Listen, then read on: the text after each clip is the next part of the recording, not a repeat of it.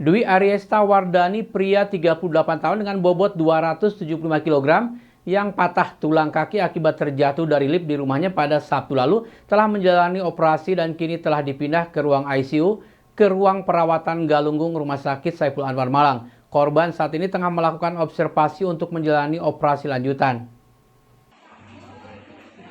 Tim medis dari Rumah Sakit Saiful Anwar Malang telah melakukan operasi pada salah satu engkel kaki Dwi Ariesta Wardani yang mengalami patah terbuka saat terjatuh dari lift di rumahnya pada Sabtu 7 Mei lalu.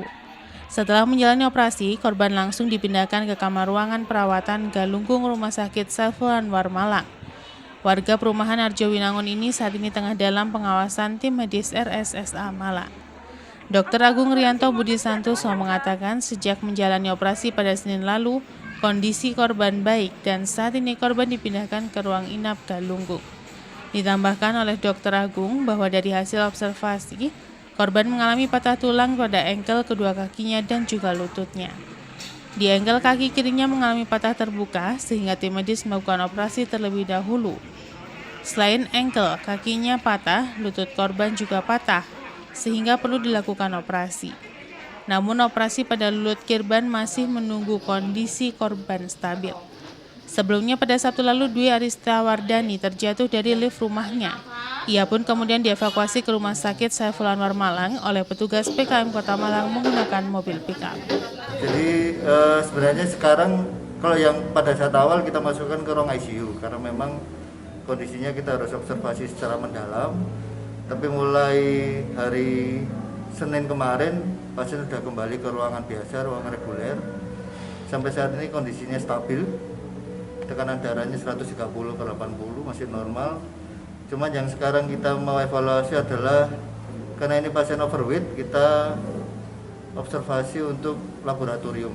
Jadi hasil update yang sekarang ini ada masalah dengan marker diabetes.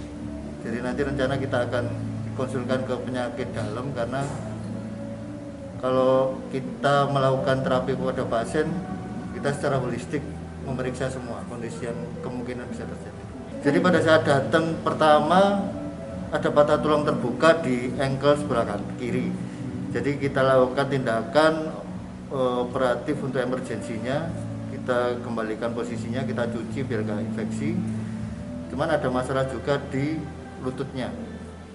Jadi kita juga nanti rencana akan melakukan tindakan untuk operasi di lutut, tapi menunggu kondisinya stabil dulu.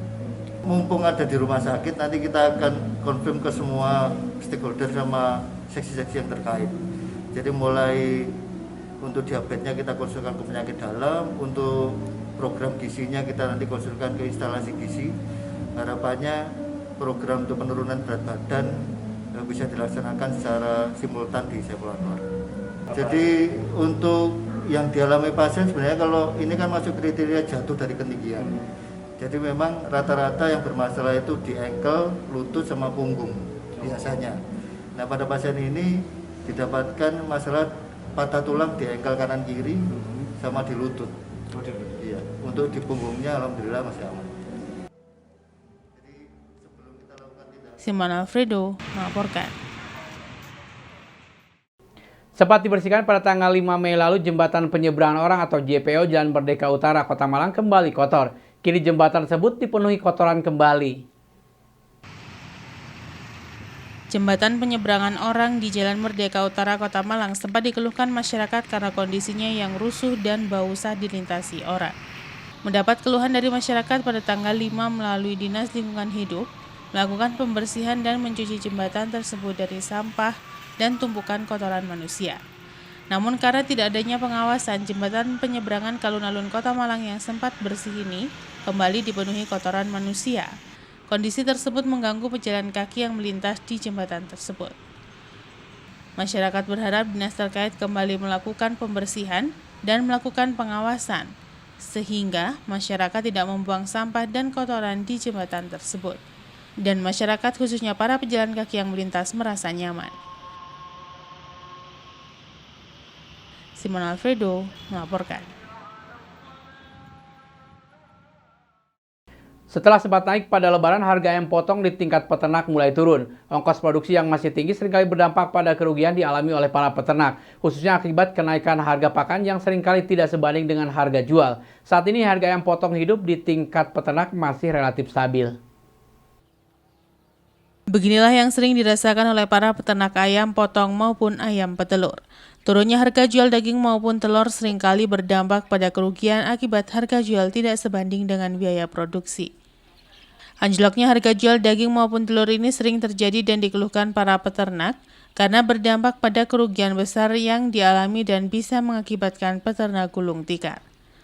Turunnya harga jual ayam potong hidup di kandang atau di tingkat peternak, salah satunya bisa diakibatkan overstok bibit ayam yang pada akhirnya pasokan ayam melimpah, tidak sebanding dengan permintaan pasar, sehingga peternak ayam lokal merugi.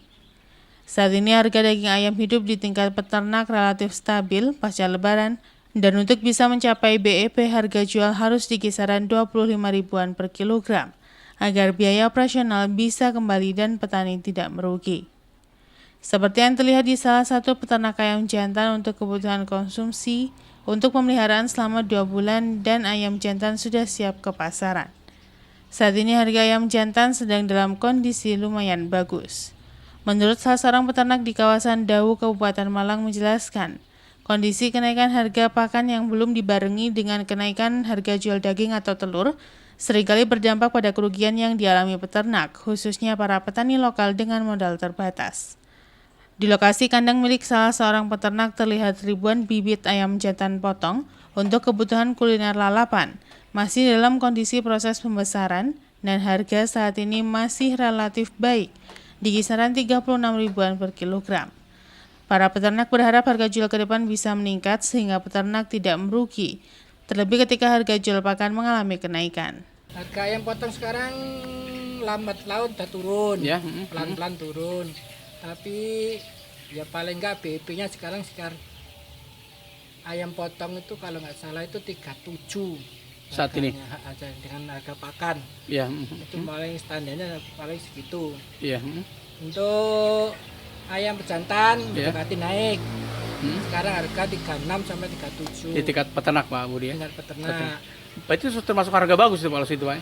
Kalau ayam pejantan bagus harga itu. Bagus Pak ya. Tapi kalau dibanding dengan pakan, kenaikan pakan ya imbang-imbang aja lah. Ya, sama dengan yang lalu-lalu. Dengan harga 40, bapaknya harga potong 40, pakan udah 460, 470 per saknya. Berarti kalau tingkat kematian kecil Pak untuk ayam pejantan ini? Untuk pejantan tingkat kematiannya kecil. Untuk pemeliharaannya juga. Berapa lama pemeliharaannya Pak Budi kalau pejantannya kalau nggak salah sekitar 65 hari. 65 hari sudah siap siap panen. Dengan bobot sekitar antara 1 kilo lah. Iya. Untuk diambil untuk ayam lalapan. Oh berarti ayam potong di tingkat peternak idealnya berapa sekarang? Sekarang idealnya itu 35, 36. Di tingkat peternak ya? Di kandang ya maksudnya?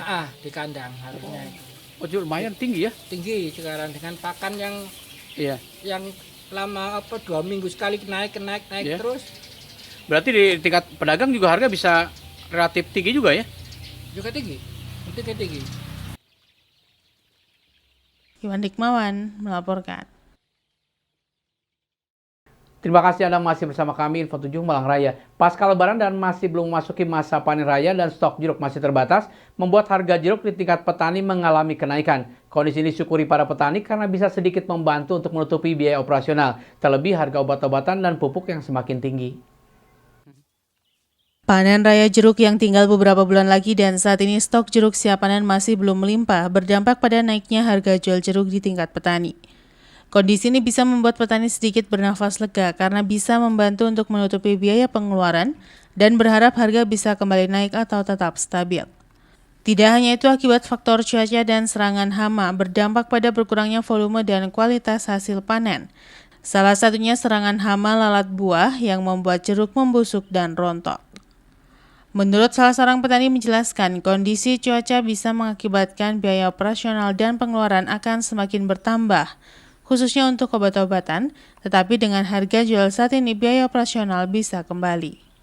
Di lokasi terlihat sebagian jeruk masih berwarna hijau dan membutuhkan beberapa bulan ke depan, serta sebagian sudah berwarna kuning dan siap dipanen. Para petani tidak jarang harus menunda panen untuk sementara waktu sambil menunggu harga naik kembali. Pasca Lebaran ini ya mendingan Mas daripada sebelum. Iya. Ya ada peningkatan 1.000 perak per kilo. Per kilo. Ya, saat ini Pak ya. Sejak kapan Pak mulai ada kenaikannya? Ya barusan ini. Barusan ini Pak ya. Barusan ini Lebaran ketupatan ini habis Lebaran ketupatan. Jenis apa aja Pak yang naik sekarang Pak? Ini rata-rata SIM sama keprok batu 55 Mas. SIM berapa? Kalau SIM sekarang 12 per kilo petani. Ya. Kalau keprok ini jenis road itu 8.000 sampai 9.000. Itu termasuk harga bagus apa harga biasa Pak? Ya, kalau musim sekarang lumayan bagus Mas. Lumayan bagus. Ya, tapi kalau dibandingkan dengan peningkatan harga perawatan, ya masih kurang. Kan sekarang pupuk mahal. Betul. Pupuk mahal, bunga juga mahal, tenaga juga mahal. Tetapi daripada musim-musim corona kemarin masih mending. Masih mending. Ini mulai banyaknya lagi kapan Pak panen kira-kira? Ini kira-kira bulan 7 Mas, bulan 7 bulan Agustus. Oh, banyak panen raya Pak. Otomatis kalau panen raya biasanya harga agak turun juga Pak ya? Iya, agak turun juga kan banyak barang. Iwan Hikmawan melaporkan. Pasca Lebaran permintaan bunga mawar potong kembali meningkat setelah sempat sepi pada bulan Ramadan. Bunga mawar potong untuk kebutuhan dekorasi dan lainnya ada peningkatan permintaan walaupun belum signifikan. Para petani berharap permintaan bunga ini akan kembali meningkat seiring dengan mulai normalnya aktivitas warga termasuk kegiatan pernikahan. Beginilah yang terlihat di beberapa lahan pertanian bunga di kawasan Bumi Aji Batu. Di desa penghasil bunga mawar dan bunga hias lainnya ini para petani masih berkegiatan dengan normal pasca Lebaran terutama kegiatan panen bunga. Permintaan bunga hias untuk dekorasi mulai kembali ada setelah sempat sepi pada bulan puasa.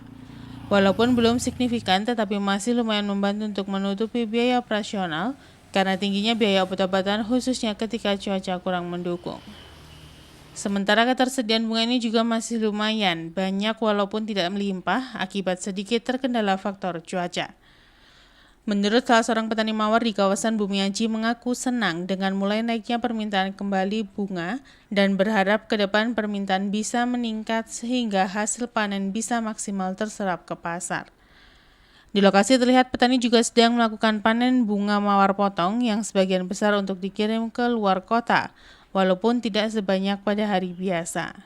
Permintaan diperkirakan akan semakin meningkat karena aktivitas masyarakat sudah mulai normal dan banyak warga yang kembali menggelar resepsi pernikahan. Ya sudah mau mulai rame di yo. Rame. Berarti ada kenaikan. Sejak kapan ramenya nih? Awal-awal? Sejak lihat sini. Sejak kapan? Bulan. Pas ketika puasa kan? Iya. Ketika puasa kan drop maksudnya nggak ada permintaan. Terus setelah Lebaran ada permintaan. Sampai berapa sekarang motong sehari permintaan? Berapa tangkai? Itu nih 5.000. 5.000 berarti sudah banyak betul ya, berarti permintaan normal 5.000, ya? 6.000. Setiap berapa kali sekali itu? Iya. Ya 7.000. 7.000. Iya. Tapi untuk harga tetap ya? Harga tetap. Harga relatif tetap. Kira-kira kapan lagi permintaan mulai rame nih? Ini kan pernikahan kan sudah mulai ada pernikahan. Sudah, ya. Berarti ini bunganya di keluar atau untuk permintaan lokal aja nih, untuk kebutuhan lokal? Keluar aja. Ya. Keluar aja ya, berarti. Ya Surabaya, Bali, Blitar itu. Iwan Hikmawan melaporkan. Terima kasih Anda masih bersama kami Info 7 Malang Raya. Puluhan foto dan naskah dokumentasi perjalanan kapal layar Arka Kinari yang membawa Nova Ruth, salah satu musisi asal Kota Malang, dipamerkan di gedung DPRD Kota Malang. Pameran dokumentasi perjalanan kapal Arka Kinari ini akan berlangsung selama 3 hari. Dokumentasi perjalanan kapal layar Arka Kinari dari Rotterdam, Belanda ke Indonesia dipamerkan di gedung DPRD Kota Malang. Pameran yang digelar oleh komunitas lintas batas Kota Malang ini menampilkan puluhan foto dan naskah selama perjalanan ke Indonesia. Kapal Arka Kinari merupakan kapal layar yang membawa musisi asli Malang Nova Ruth bersama suami Gray Celestine dari Belanda ke Indonesia. Kapal ini berangkat dari Belanda pada 2019 dan tiba di Indonesia pada tahun 2020 lalu. Oneding, salah satu panitia pelaksana pameran, mengatakan pameran kapal layar Arka Kinari mengambil tema Segara Gunung. Ini merupakan pameran pertama kali yang memamerkan dokumentasi perjalanan kapal Arka Kinari. Diharapkan dengan pameran tersebut masyarakat bisa mengenal pergerakan mereka dari Malang dan sudah go internasional. Cuma di Malang aja dan sepertinya dalam beberapa bulan setelah mereka selesai, kan bentar lagi mau jalan tur lagi nih, mulai Juni itu rutenya ke barat, jadi di Malang singgah di Sendang Biru, terus ke Pacitan gitu sampai Jakarta. Nah setelah selesai tur itu mereka bakal pameran seperti ini di Barcelona. Kalau tadi perjalanannya dari mana ke mana? Dari Rotterdam, mereka beli Grey Velastin itu sama Novarut itu orang Malang. Dia seniman, menikah sama seniman juga dari Amerika yang tinggal di Spanyol. Menikah terus sudah berapa lama berkecimpung di dunia seni. Akhirnya mereka punya misi dan beli kapal ini. Bangun dulu mulai tahun 2017 kan, 18 aku lupa pastinya. Lalu 2019 selesai kapalnya, mereka berangkat dari Rotterdam ke Indonesia. Memang misinya itu untuk mengembalikan prahnya kalau nenek moyang kita sebagai seorang pelaut gitu ya. Intinya itu aja sih kayaknya. Total negara yang disinggahi ya pasti selama perjalanan itu ada di peta itu ya Mbak. Itu rute perjalanan yang melewati Samudra Pasifik. Dan negaranya ya kapalnya beli di Belanda, di Rotterdam, jadi dibeli di situ juga. Itu selama perjalanan artinya tempat-tempat yang dituju itu tempat wisata atau bukan? Mereka memang tujuannya ke Indonesia. Simon Alfredo melaporkan.